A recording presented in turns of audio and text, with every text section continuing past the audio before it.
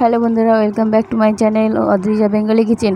তো আজকে তোমাদের জন্য একটা নিরামিষ রেসিপি শেয়ার করব, সেটা হলো মটর পনির। মটর পনির করার জন্য আমি মটরগুলো আগে সেদ্ধ করে নিয়েছি, সেটা তোমাদের দেখাচ্ছি না। আর পনিরগুলো ছোটো ছোটো করে পিস করে লাল লাল করে একটু ভেজে নেব। এটা ভেজে নিয়ে তারপরে জলের মধ্যে চুবিয়ে রাখবো এটা, কারণ এটা ভালো করে ভিজতে হবে। পনিরটা আগে ভিজিয়ে রাখিনি, এটা আমি ভেজে তারপরে ভিজিয়ে রাখবো, তাহলে পনিরটা থেকে যেই তেলটা চুষে নেবে সেই তেলটাও বেরিয়ে যাবে। তো দেখো আমার পনির মোটামুটি ভাজা হয়ে গেছে, আর একটু সামান্য লাল লাল করে ভাজবো। তো আমার ভাজা হয়ে গেছে, এবার আমি তুলে নিচ্ছি। এরপর আমি আদা বেটে নিয়েছি, সেটা তোমাদের দেখাচ্ছি না। আর এখানে কাজু বাদাম আর মগজদানা, এটা আমি মিক্সিং বলে নিয়ে নিচ্ছি। এটা আমি পেস্ট বানিয়ে নেবো, কারণ মটর পনিরে এগুলো না দিলে একটু গাঢ়ত্বটা আসবে না, খেতে অতটা ভালো হয় না। এগুলো দিলে একটু টেস্টিও হয়। তো মগজদানা আর 7-8টা কাজু বাদাম আমি পেস্ট করে নিয়েছি। এরপর আমি কড়াইতে গোটা গরম মশলা, এলাচ, দারচিনি, লবঙ্গ আর তেজপাতা, শুকনো লঙ্কা ফোড়ন দিয়ে দিলাম। তো ফোড়ন দেওয়ার পরে আমি আগে থেকে যেই মটরগুলো সিদ্ধ করে রেখেছিলাম সেই সেদ্ধ মটরগুলো দিয়ে দেবো। তো তার জন্য ফোড়নটা হয়ে যাক। ফোড়নটা হয়ে গেছে, এবার আমি আগে থেকে সেদ্ধ করা কাবলি ছোলা, মটর নয় এটা কাবলি ছোলা, তো কাবলি ছোলাগুলো আমি দিয়ে দিলাম। তো কাবলি ছোলাগুলো একটু নাড়াচাড়া করে নিয়ে তারপর এটাতে আমি আস্তে আস্তে সব মশলা অ্যাড করে নেব। তো দেখো এখানে আমি লবণ দিয়ে দিলাম, তোমরা পরিমাণ মতো লবণ দিয়ে দেবে। তো আমিও পরিমাণ মতো লবণ দিয়ে দিলাম।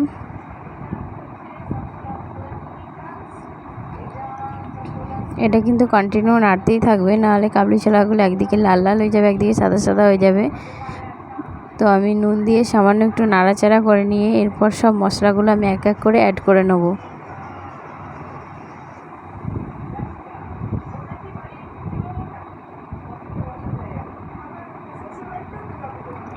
তো এখানে আমার একটু মোবাইলের স্ট্যান্ডটা একটু ডিস্টার্ব হয়ে গেছিলো, ওই জন্য একটু ডিস্টার্ব হয়ে গেছে।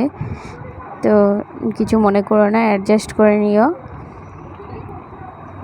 তো তোমরা দেখো পুরো রেসিপিটা, আশা করি এটা খুব ভালো লাগবে, খুব টেস্টি এবং খুব খেতেও স্বাদ। তো আমি আবার একটু তখন অল্প লবণ দিয়েছিলাম, এখন লবণ দিয়ে দিলাম। এরপর হলুদ দিয়ে দিলাম।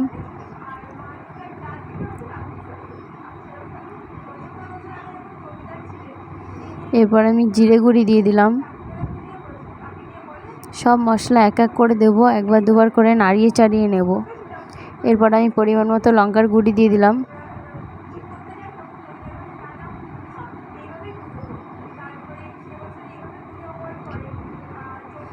এরপর লঙ্কাটা যাতে পুড়ে না যায় সেই জন্য সামান্য একটু জল দিয়ে দিলাম, দিয়ে আর একটু যতটা লঙ্কা প্রয়োজন লঙ্কার গুঁড়োটা আমি অ্যাড করে নিলাম।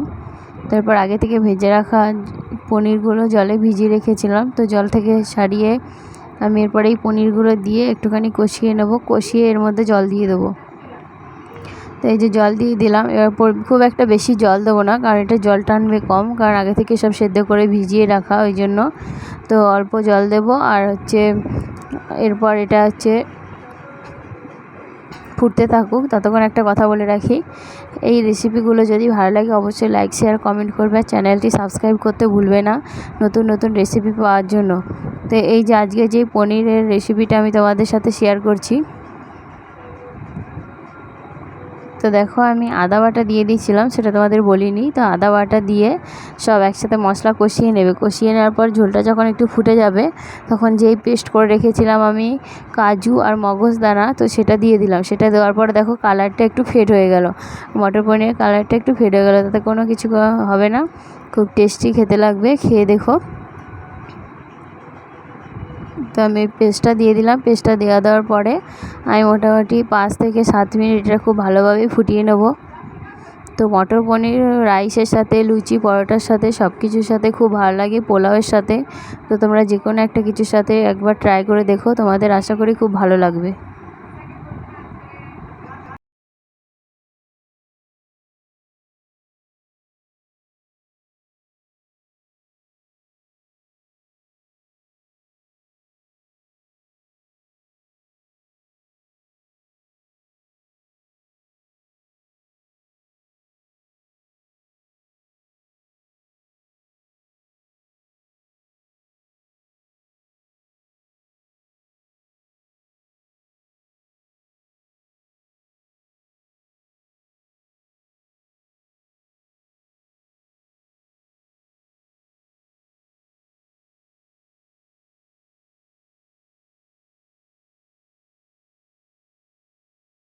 তো দেখো আমার এটা ঠিকঠাক হয়ে গেছে, কারণ কাজু আর মগজদানাটা দিলাম, এটা ঘনত্বটা চলে আসবে।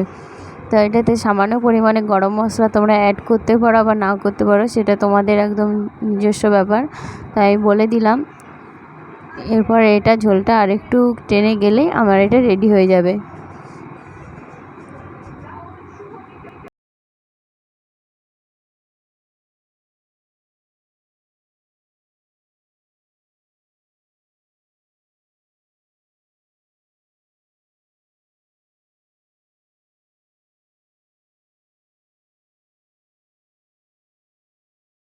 তো দেখো যেটা আমার একদম রেডি হয়ে গেছে, একদম পুরো পারফেক্ট কালার এসেছে। তোমরা চাইলে বাড়িতে একবার ট্রাই করে দেখতে পারো।